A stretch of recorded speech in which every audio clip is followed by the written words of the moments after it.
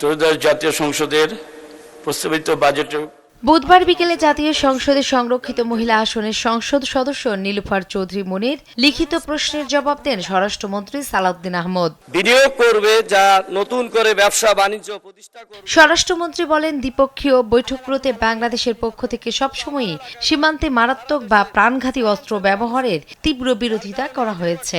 যদিও বিএসএফ এর গুলিতে নিহতদের পরিবারকে আর্থিক সহায়তার বিষয়ে এখনো কোনো সুনির্দিষ্ট প্রাতিষ্ঠানিক চুক্তি হয়নি, তবে প্রতিটি পর্যায়ে জবাবদিহিতা ও ক্ষতিপূরণের বিষয়টি নিয়ে পরোক্ষভাবে চাপ সৃষ্টি করা হয়েছে। অর্থনৈতিক সুফলে পরিণত হতে পারে। ভারত সরকারের সঙ্গে বিভিন্ন সময় অনুষ্ঠিত বৈঠকের ফলাফলও সংসদে তুলে ধরেন স্বরাষ্ট্রমন্ত্রী। বলেন, চাপের মুখে ভারত প্রাণঘাতী অস্ত্র ব্যবহার না করার প্রতিশ্রুতি দিলেও সীমান্ত হত্যা বন্ধ হয়নি।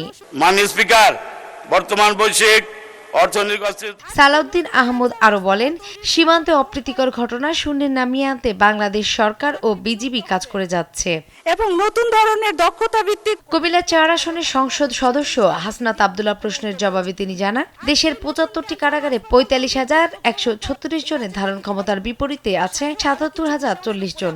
সংকট নিরসনে নতুন কারাগার করার কথাও জানান স্বরাষ্ট্রমন্ত্রী। মাননীয় স্পিকার নূপুর মাহমুদ, দেশ টিভি, ঢাকা। দাবি জানাচ্ছে মাননীয়